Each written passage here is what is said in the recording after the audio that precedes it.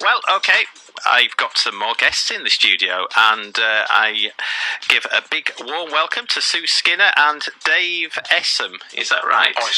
Isom. Yeah, that's right. Sorry about that. Okay. It's quite hectic round here. I do apologise because obviously I came in a bit late because of the traffic situation.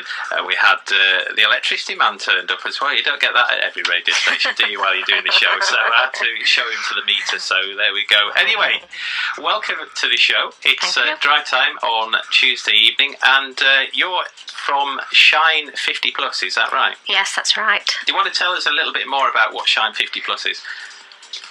What do you want to go on Shine50plus? Certainly. Shine50plus is part of a project that's funded by the Big Lottery and sponsored by the Daily Mail. And Shine is a national organisation for people with spina bifida and hydrocephalus. And the 50 plus project targets people 50 plus.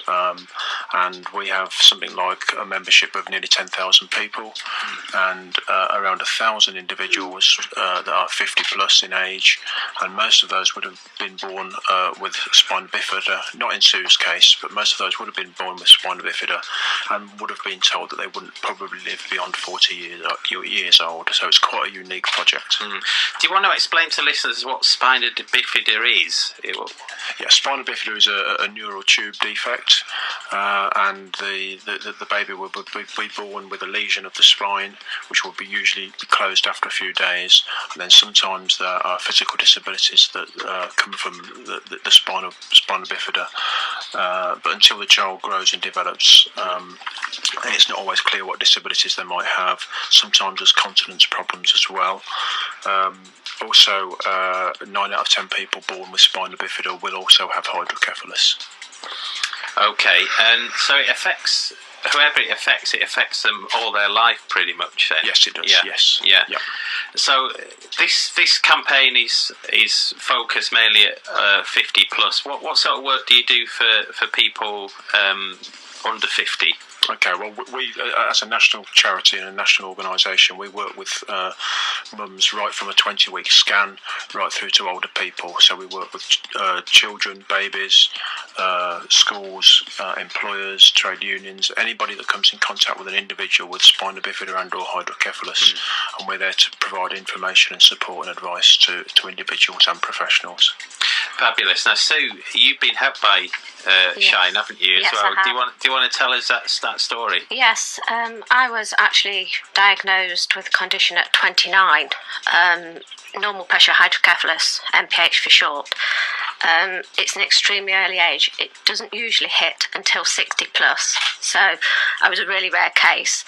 The effects are, it's got 3 symptoms. It affects your gait, your balance, and your urinary incontinence as well. It's very, very debilitating, very.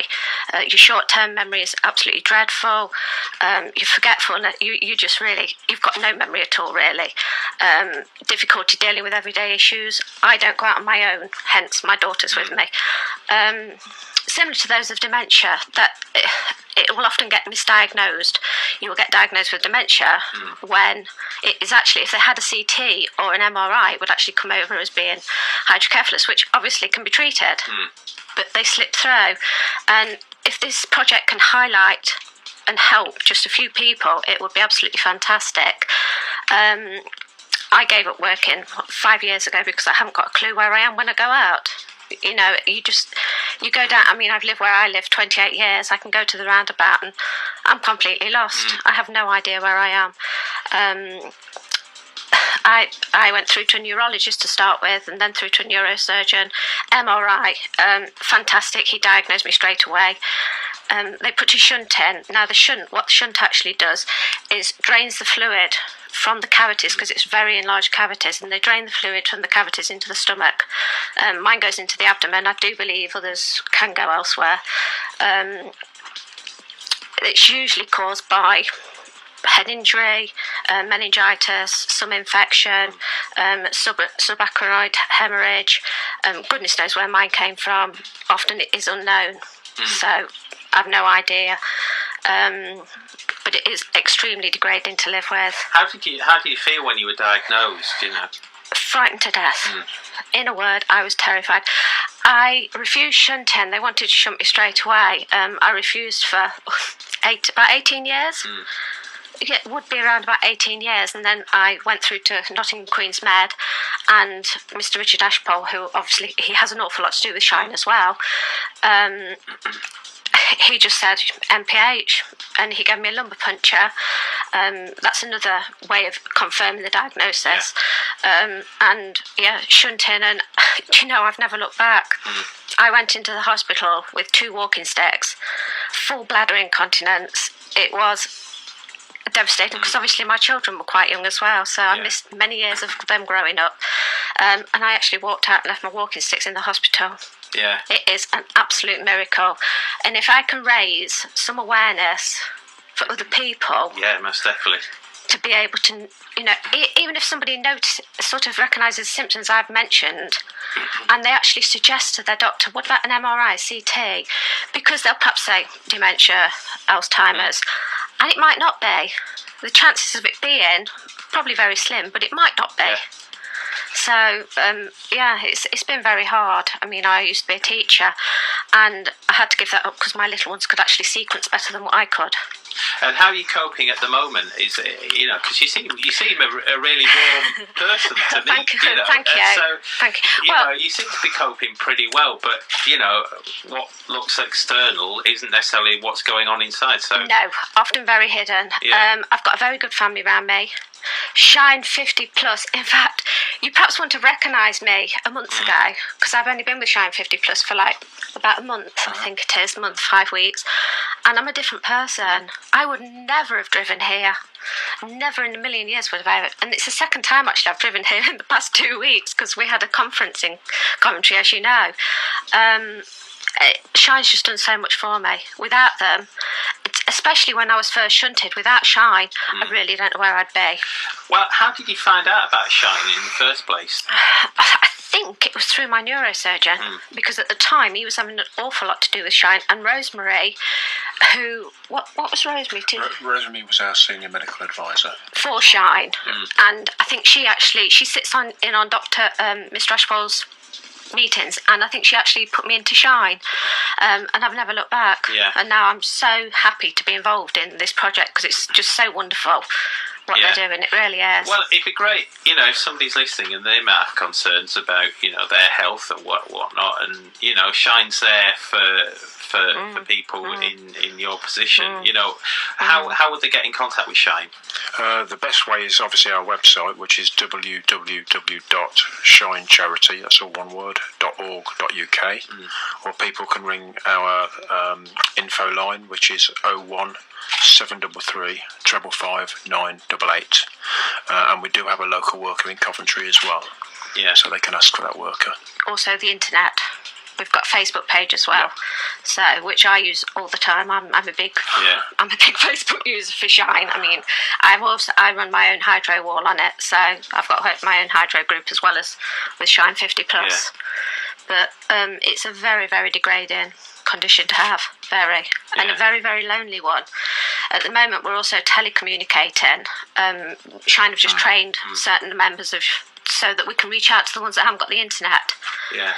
Because having been on that dark area, I just dread to think of the elderly ones, because obviously MPH hits 60 plus. And I was lucky because in a way I was younger, so I've got family around me. But some of those will have lost their partners. So do you work with doctors' surgeries around the UK? Or? I'm hoping to. I am actually due to see my doctor this week, and I'm actually hoping to put something to him. Yeah. He's an excellent doctor, excellent. So I'm hoping he will be on side and help.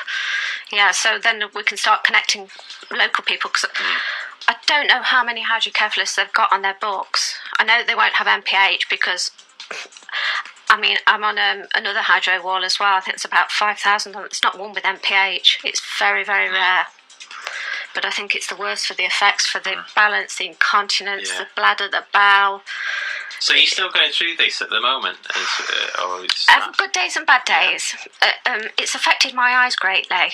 My eyes have been really, really bad with it, and also my hearing. My left ear is not great, and it's all the effects of MPH, how it leaves you. But like you just said, it's not like somebody that's got a broken leg. You can see that. Yeah. But when I come over as being, for want of a better word, dippy, which my family would definitely agree with, it's not. It's the actual hydro. I wake up in the morning and I'll say to my husband, when did I come to bed last night? I've got no idea. Yeah. And it's like, what day is it? I've no idea. And appointments are horrendous. Remembering appointments are just horrendous for me. So it's like having a backup and everybody supporting you. So if anybody recognises them symptoms, yes, definitely, because I'm sure there's a lot out there. Right. Well, thank you very much for coming in. I don't know whether you're Christian or not, but I just pray that God really heals you, right Thank now. you. Thank you. I just pray for that. So, thank you very much for coming in. And you can come in anytime you want. Thank you. Thank you. All right, thank you very much. Thank you very much. Okay, thank you very much to Sue Skinner and David Isom, and they're from Shine50plus. So if you've been moved by that, then they'll obviously be able to help you out as well. So there we go. Anyway,